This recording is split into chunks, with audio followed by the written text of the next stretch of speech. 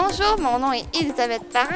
Je me trouve ce soir à la salle Albert Rousseau pour faire une entrevue avec l'humoriste Jean-Michel Anctil pour son spectacle Tel quel. Je vous laisse sur ces images que j'ai filmées pendant l'entrevue.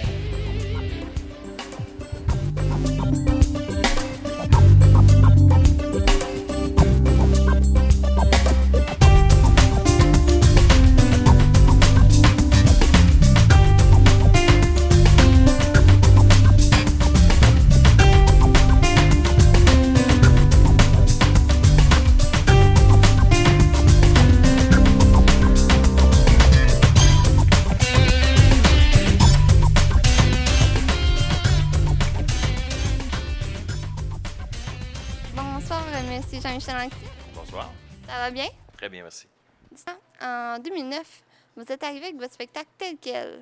Dites-moi, le fait de revenir sur scène, est-ce que vous aviez des craintes? La crainte, ce que j'avais, c'était de ne pas répondre aux attentes, parce que Rumeur avait quand même été très, très bien reçu par le public. Fait que je voulais que ça soit au moins égal, sinon meilleur à Rumeur. Puis je suis content de la réponse que j'ai du public. Et avec votre nouveau spectacle, vous faites quelques spectacles par année et moins que votre spectacle Humeur qui a fonctionné. Vous avez fait 734 représentations. Dites-moi, est-ce que vous trouvez ça différent de faire moins de spectacles? Qu'est-ce que ça vous apporte d'en faire moins? Plus de repos. Puis ça me permet de m'ennuyer aussi. Tu sais, quand je faisais beaucoup de spectacles, mais j'avais hâte au break pour pouvoir me reposer. Là, j'ai hâte au prochain show parce que, bon, je fais une série, j'arrête. Puis j'ai d'autres projets aussi à travers ça. Bon, je tourne dans Tranche de vie, je tourne dans 30 vies. J'ai 2 autres projets qui sont en chantier. Fait que ça me permet de faire d'autres choses aussi parce qu'avant, je faisais que des shows, que des shows, que des shows.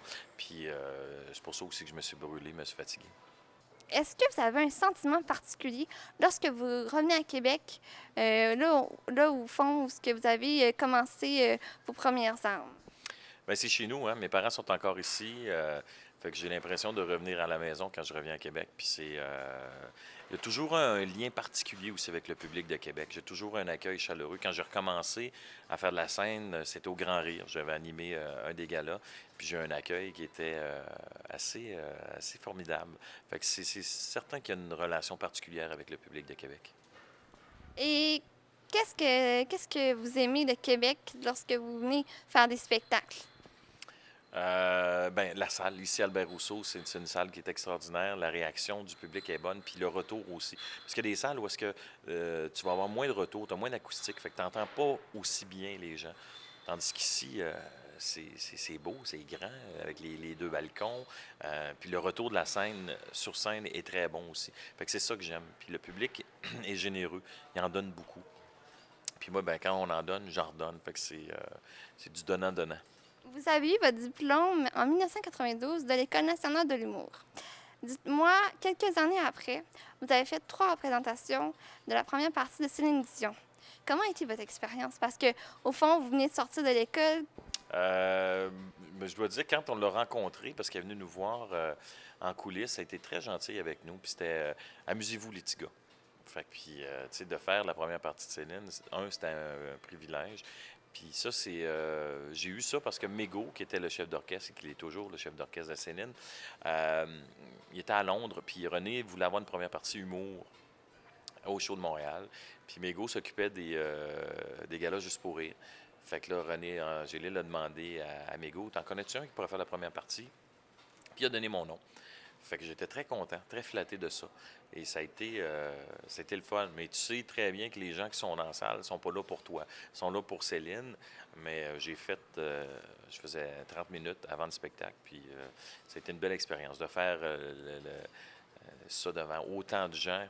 Puis de voir aussi comment est-ce qu'elle était proche de Céline, puis qu'elle était près, qui prenait soin de nous. Ça, j'ai trouvé ça bien le fun aussi. Je veux juste reculer un petit peu à vos débuts quand vous étiez à l'université et au cégep. Vous avez étudié au cégep, vous avez fait de l'improvisation. Vous avez aussi étudié à l'Université Laval en théâtre. Vous avez aussi de l'improvisation. Dites-moi, pourquoi avoir tant voulu faire de l'improvisation? Ben moi, je suis tombé en amour avec ce jeu-là quand je l'écoutais à Télé-Québec avec les joueurs comme Denis Bouchard, Marcel Leboeuf, que j'aimais beaucoup, Robert Lepage. Puis, quand j'allais voir les matchs d'impro, pardon, j'étais trop gêné pour approcher les joueurs pour demander, Hey, j'aimerais ça jouer. Fait que j'ai attendu une saison. J'allais voir les matchs, j'aimais ça. Jusqu'à temps que j'approche l'arbitre, puis je dis, Hey, ils vont-tu faire d'autres équipes à un moment donné? Puis on dit oui, ils font un repêchage bientôt. Et j'ai commencé à en faire au cégep de Limoilou. Puis après ça, ça a été une piqûre, c'était une drogue. L'impro, j'ai aimé ça. C'est là que j'ai commencé à créer mes premiers personnages. Puis c'est une façon aussi de jouer avec l'inattendu. Puis fait que s'il arrive quelque chose en show, moi, c'est pas déstabilisé parce que l'impro a été ma première école. Fait que j'ai été formé par ça. Puis c'est un Moses de beau jeu. J'ai une petite question en lien avec votre université Laval lorsque vous étiez là-bas. Est-ce que ça vous rappelle des souvenirs si je vous dis mannequin humain dans une vitrine? Oui, tabarouette, une bonne recherche. Ouais, on avait fait ça pour faire de la promo pour la LUI, la Ligue universitaire d'improvisation. On avait fait les mannequins dans la boutique, on l'avait fait au château, puis on l'avait fait aussi pour Beauvais, jeune homme. Et on se maquillait, puis on s'installait dans la vitrine, puis on bougeait pas. Puis notre fun, c'était de faire des sauts aux gens qui passaient. Oui, j'ai trouvé ça le fun. Je le referais, ça, moi. Je le referais encore aujourd'hui, ça. Oh, ouais, aller m'installer pour faire des sauts au monde dans une vitrine, certain. Et vous avez eu aussi un complice, François Morancy. Oui, j'avais fait avec François Morancy, avec Martin Desrochers et Martin Dubois. On était. C'était une façon de faire parler de la lui. Je sais pas si ça a été efficace, mais en tout cas, nous autres, on a eu du fun ces journées-là. Et c'était quoi les moments les plus difficiles à ne pas bouger, à ne pas clignoter les yeux? Ouais, c'est plus de pas cligner des yeux parce que d'avoir tout le temps les yeux ouverts avec la ventilation et tout ça. Fait que ce qu'on faisait souvent, c'est qu'on se mettait des lunettes, fait qu'on pouvait cligner des yeux, fait que là, les gens voyaient pas. Puis c'était drôle de voir des gens qui s'approchaient. C'est un vrai, c'est pas un vrai. Il y a de là d'un vrai, c'est pas un vrai. Puis quand ils nous touchaient, des fois là, on bougeait. Là, des fois, il y a des gens qui se fâchaient, puis là, ils étaient en maudit, puis là, ils s'éloignaient, puis ils regardaient les gens faire des sauts, puis ils faisaient les autres aussi se sont fait pogner. Vous avez un sens, comment dire, comique. Dites-moi, est-ce que vous avez fait d'autres tours étant jeune? Ouais, j'aime ça, moi. Faire des tours, ça tout le temps. Autant mes frères, mes amis, à l'école aussi, j'ai fait des mauvais coups. Rien pour briser, mais bon, entrer une couleuvre dans une classe, j'ai fait ça. Après ça, simuler la folie chez nous parce que j'étais malade, puis je faisais semblant que je délirais pour faire peur à mon frère. Me cacher, puis sortir du garde-robe pour faire des sauts à des gens. Non, ça, je trouve ça le fun. J'aime ça, faire des sauts. J'aime pas qu'on m'en fasse, mais j'aime en faire. Dites-moi, Monsieur Anctil, d'après vous, d'après vos qualités, qu'est-ce qui fait de vous un bon humoriste? Mon Dieu. Je pense que ce que les gens aiment, c'est les personnages, en tout cas de ce que je fais. Ils aiment beaucoup les personnages que je fais. Ils aiment le côté. Je parle de ma famille, fait que les gens vont se reconnaître un peu dans les situations que je raconte. Ils vont soit, s'ils se reconnaissent pas, ils vont reconnaître des gens autour. Je parle beaucoup du quotidien. Fait que je pense que c'est ça. De rester aussi proche de soi, de ne pas chercher à jouer quelqu'un d'autre. Je pense que c'est un mélange de tout ça. Et vous avez un peu plus de 20 ans de carrière. Vous avez été animateur de radio, euh, comédien, acteur, humoriste. Dites-moi, si vous pourriez résumer en quelques mots ces belles années de carrière, qu'est-ce que ça serait? Le plaisir. Je pense que le travail, quand on peut le faire par le plaisir, c'est ça qui est important, de s'amuser dans ce qu'on fait, puis d'avoir un bon dosage de tout ça. Parce qu'à un moment donné, j'en ai fait beaucoup, je me suis fatigué. Et là, ben, j'ai appris aussi à doser, puis de continuer de m'amuser dans tout ce que je fais, autant à radio, télé, sur scène, dans l'écriture. Faut que j'aie du plaisir. Puis il faut que je sois entouré aussi. J'aime pas ça être tout seul. J'aime ça être entouré, d'avoir ma gang autour de moi. Puis aussi, vous appuyez la cause pour les jeunes contre le décrochage scolaire depuis un peu plus de 15 ans. Dites-moi, pourquoi avoir choisi cette cause?